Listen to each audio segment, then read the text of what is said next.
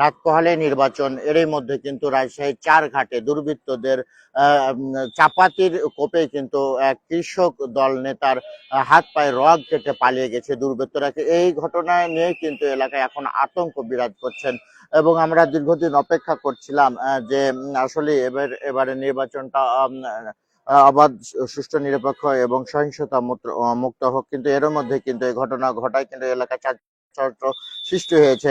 আপনাদের যদি জানাতে চাই যে আজকে দুপুরের পর রাজশাহী চারঘাট উপজেলার নিমপাড়া ইউনিয়ন কৃষক দলের সাধারণ সম্পাদক বিরাজ আলী তিনি এই হামলার শিকার হন এবং তিনি রামচন্দ্রপুর গ্রামের মৃত আমির আলীর ছেলে। তিনি নিমপাড়া ইউনিয়ন কৃষক দলের সাধারণ সম্পাদকের দায়িত্ব পালন করছিলেন এবং তিনি রাজশাহী 6 আসনের ধানের শীষের প্রতীকের প্রার্থী আবু সাইদ চাঁদের সক্রিয় কর্মী ছিলেন। আমরা কিছুক্ষণ আগে তার পরিবারের সাথে কথা বলছিলাম, তিনি বলছিলেন যে তিনি দোকান থেকে ফিরে বিরাজ মাঠে ঘাস কাটতে বাড়ি ফিরছিলেন এবং মাঠ থেকে রামচন্দ্রপুর গোরস্থান এলাকায় কালুহাটি আড়াআড়ি সড়কে উঠতেই হেলমেট পরা এক ব্যক্তি মোটর সাইকেল চালিয়ে এসে বিরাজের উপর চাপাতি দিয়ে হামলা করে।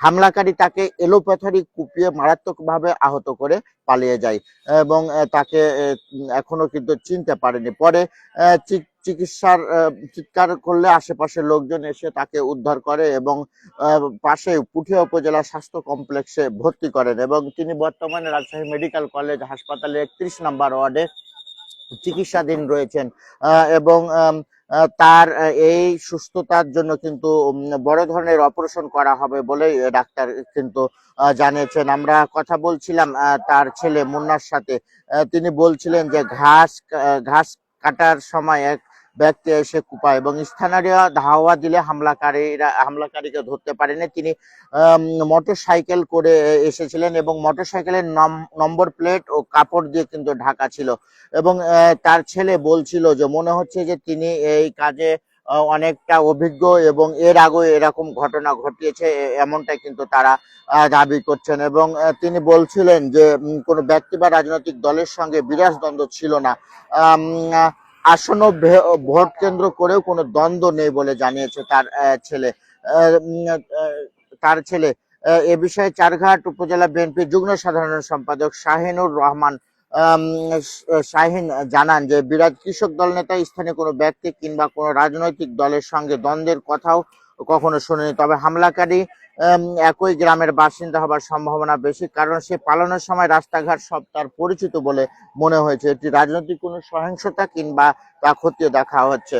তো দর্শক, আমরা আপনাদের যদি জানাই যে এদিকে দর্শক আপনাদের যদি জানাই যে এই ঘটনায় কিন্তু এলাকার চালচলন সৃষ্টি হয়েছে এবং পুরো রাজশাহী জুড়ে কিন্তু একটি আতঙ্ক বিরাজ করছে। আগামীকালের যে জাতীয় সংসদ নির্বাচন অনুষ্ঠিত হবে সেটি কিন্তু প্রত্যেকে চায় যে অবাধ, সুষ্ঠু এবং সহিংসতা মুক্ত হোক, কিন্তু এই ঘটনায় চারঘাট থানার অবশ্যই জানিয়েছে যে দ্রুত পুলিশ ঘটনাস্থলে উঠে এবং যে চাপাতি দিয়ে তাকে কোপানো হয়েছে সেটি উদ্ধার করা হয়েছে এবং এটি তদন্ত করে খতিয়ে দেখা হচ্ছে কে বা কারা এই ঘটনা ঘটিয়েছে। তো এ ছিল সর্বশেষ খবর। পরবর্তী খবর পেতে পদ্মা টাইমসের সঙ্গে থাকুন।